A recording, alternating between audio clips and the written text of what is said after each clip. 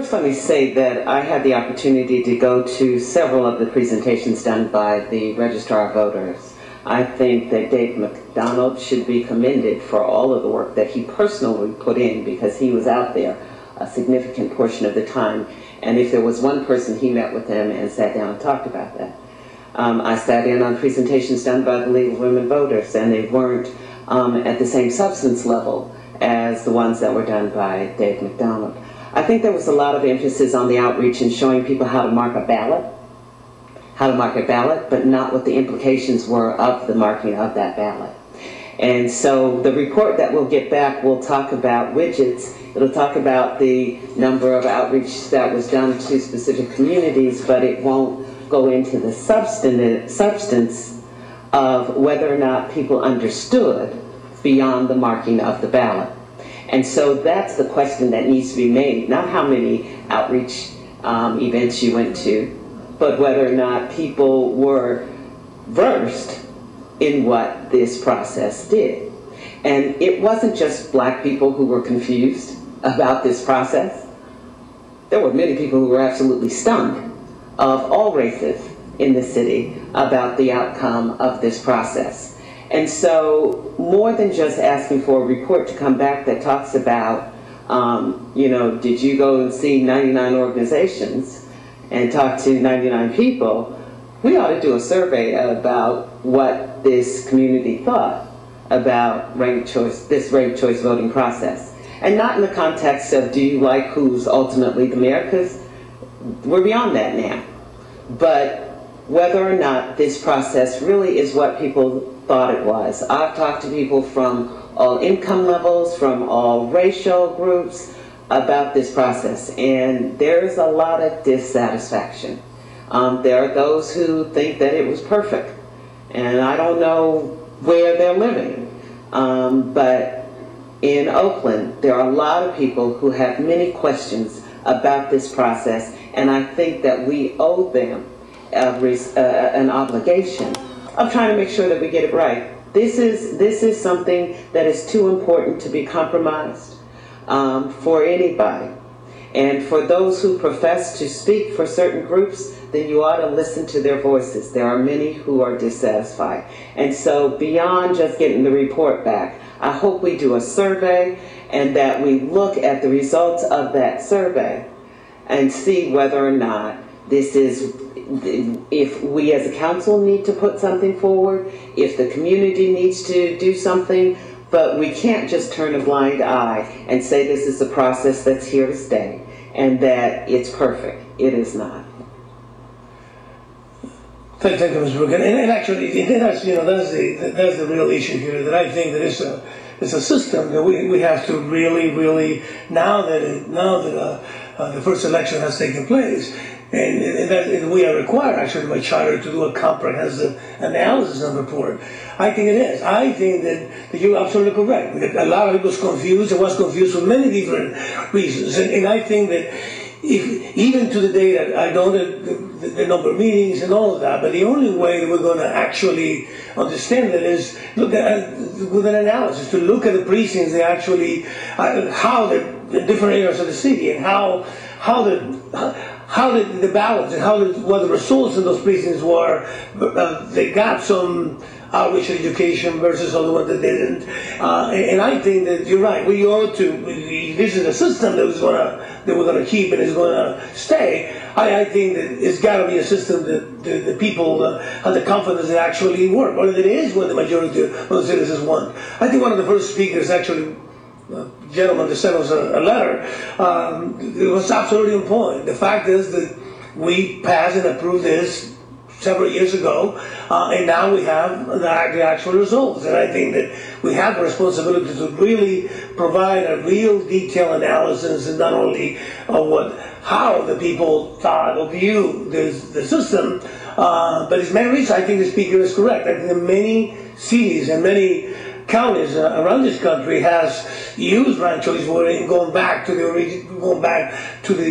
basic normal, we're going to call it that, system. So I think there's reasons why we have to do this. I think about the city clerk. You're right. We try to provide, by the way, the county with some of the questions, and we try to get in touch with the county now for several weeks now to try to get a more detailed information. And I think now, obviously, I have the questions. Some of the questions, I guess, Ms. Brooks wrote them. I'm just kidding, because I actually some of the questions that I have, I asked for that information from both the city clerk and the county, and some of those that are specific. They will give us at least a picture of what is what are people thinking of, how many areas of the city did better than others and why. But so I will submit these questions. I think you have them already. Submit them to the county so they have plenty of time to compile the information and the data, the actual data, and bring it back, whatever, another 15, the following. And I agree, I have no problem with Ms. Brooks' suggestion that she'll come to the full city council, because I think that's the only way that we can make sure that they get the broader exposure that we need to give it. So, is somebody? There's nobody in the queue. I really don't want to lose sight. I don't want to have somebody come back and tell me they went to 99 meetings. I know that took place. Right. People were taught, by and large, how to mark a ballot. And so it is not surprising that we had not that many false ballots or whatever the term is that's used. I went to at least 10 presentations in which the League of Women Voters presented. They took out old 8-track videos. Is that what the video? You know, those big ones. I don't even remember what they're called. and they use those to show people the process and exchange these things, right? And so it told people how you mark your ballot, and then they told people, you know, these go away, or I take these back.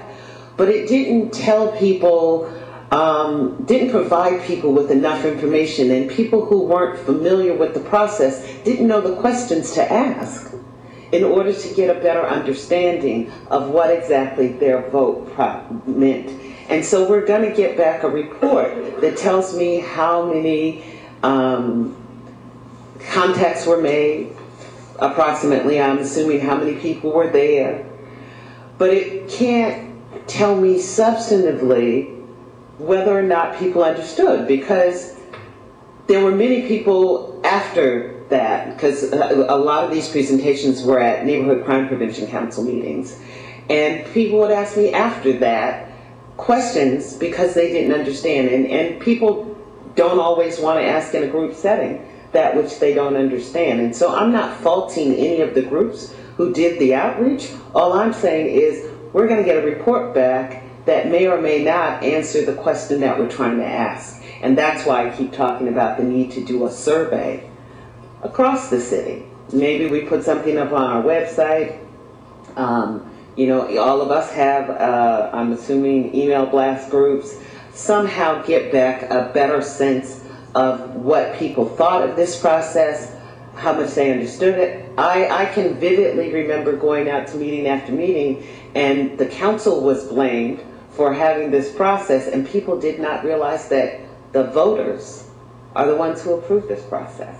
And so there was just confusion all over the place. And I think that all the groups did what they said they were going to do, what we asked them to do. But I think that we didn't know, in terms of the outreach, how to explain to people in a way that they understood, because across the board, regardless of race, regardless of income, there was a lot of confusion.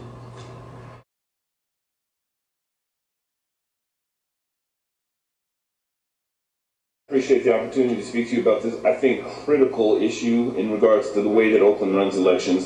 This is not about the results of this past November. More importantly, it's about the impact on the community, particularly African American community, low income, less educated, so forth. There's a large plaque on the steps leading up to this council chamber that says the people of Oakland erected this edifice as the seat of municipal government, a monument dedicated to civic loyalty and to the just and equal administration of these ordinances which make for social and political betterment in community life. And I contend, and the data supports it, that ranked choice voting is rank in terms of what it has done to the African American voice, in particular in electoral politics here in Oakland.